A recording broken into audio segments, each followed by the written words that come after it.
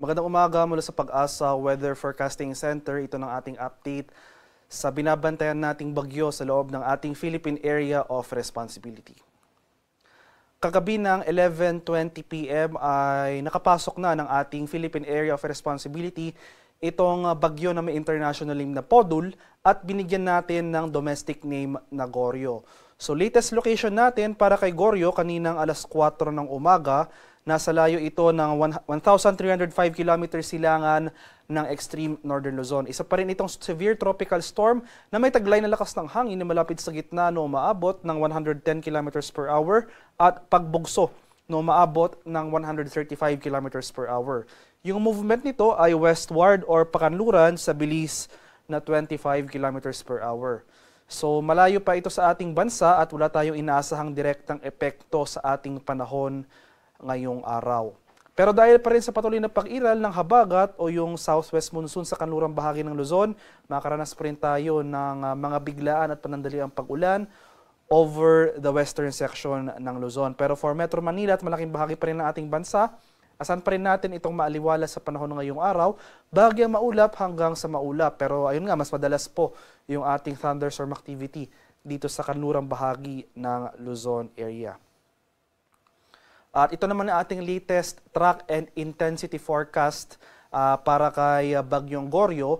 So inaasahan natin na for the next 24 hours, makikita natin dito sa ating image na ito ay generally westward yung paggalaw ni Goryo sa mga susunod na oras. And for the remainder of the forecast period, ay mag-iiba yung paggalaw nito, magiging generally west-northwestward patungo dito sa area ng Taiwan. So mananatiling malayo ito sa ating bansa at yung landfall scenario natin dito sa northeastern coast ng Taiwan area.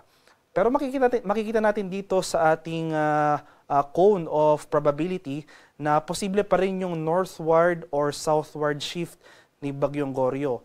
So kahit na mananatiling malayo itong si Goryo sa ating kalupaan, kung magkaroon tayo ng significant track changes, for example yung southward shift ng track ni Goryo, hindi natin inaalis yung posibilidad na magtaas tayo ng tropical cyclone wind signal number 1 over some portions of extreme northern Luzon. So possible portions of Batanes or Babuyan Islands area.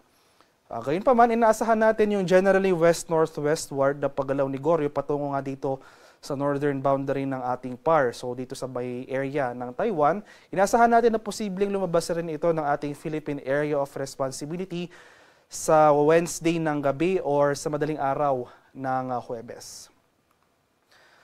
So inaasahan pa rin natin na magpapatuloy itong maaliwala sa panahon sa Metro Manila at malaking bahagi pa rin ng Luzon.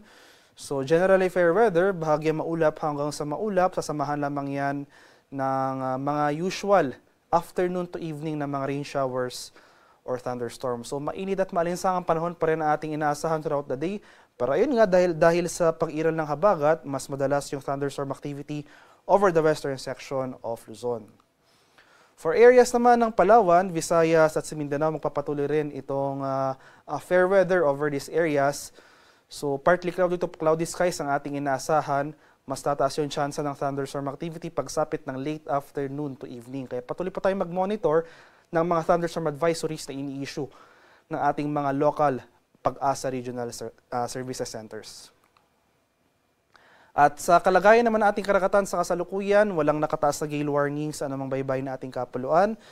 At banayad hanggang sa katamtamang pag-alon ang ating mararanasan sa malaking bahagi ng ating bansa. Gayunpaman, iba yung pag-ingat pa rin sa ating mga kababayan na maglalayag sapagkat kung meron tayong offshore thunderstorm activity, ito yung mga pag-ulan sa ating mga dagat baybayin. Asahan natin yung bahagyang pagbugso ng mahangin.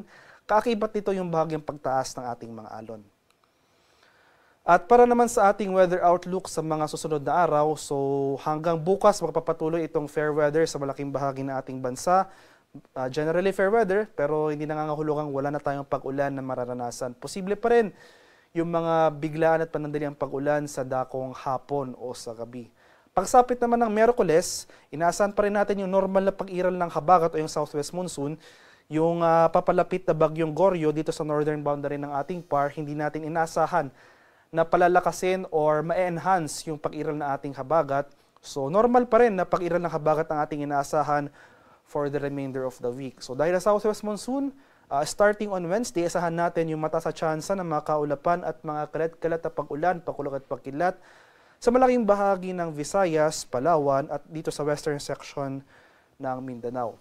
Pagsapit naman ng Thursday to Friday, inaasahan pa rin natin magpapatuloy yung mga kaulapan at mga pag-ulan na dulot ng habagat over most of Visayas at western Mindanao. At mas rarami na rin yung mga areas na makakaranas ng mga pag-ulan. So malaking bahagi na ng southern Luzon. Asahan natin dyan yung mga pag-ulan na dulot ng habagat from Thursday to Friday. So sa mga areas ng Calabarzon, dito sa Bicol region, pati na rin itong buong Mimaropa area. At dahil nga, kung hindi natin tinatanggal yung posibilidad ng southward shift o yung southward shift ng track nitong si Bagyong Goryo, inasan pa rin natin yung tsansa ng mga kaulapan na dulot ng trough o extension na nasabing bagyo over portion of extreme northern Luzon. So itong area ng Batanes at Cagayan, kabilang na dyan ng Babuyan Islands. From Thursday to Friday, posible rin tayo makaranas dyan ng mga kaulapan at mga pag-ulan. So inulit ko po, no? So kung magkaroon man tayo ng significant changes sa track scenario, for example nga yung southward shift ni Bagyong Goryo, hindi natin inaalis yung posibilidad na mag-issue tayo ng tropical cyclone wind signal number 1 over portions of extreme northern Luzon. So patuloy tayong umantabay ng mga updates sa pinapalabas ng Pag-asa ukol kay Bagyong Goryo. Yung susunod nating tropical cyclone bulletin para sa bagyong ito ay ilalabas natin mamayang alas 11 ng umaga. At para sa karagdagang impormasyon tungkol sa ulat panahon, lalong-lalo na sa ating mga localized advisories, yung ating mga rainfall advisories or thunderstorm advisories, ay follow kami sa aming social media accounts at DUST_Pag-asa. Mag-subscribe na rin ko sa aming YouTube channel sa DUST Pag-asa Weather Report at palaging bisitahin ang aming official websites sa pag-asa.dust.gov.ph at panahon.gov.ph. At yan naman po ang latest mula dito sa Pag-asa Weather Forecasting Center. Magandang umaga sa ating lahat. Ako po si Dan Villamil Nag-uulat.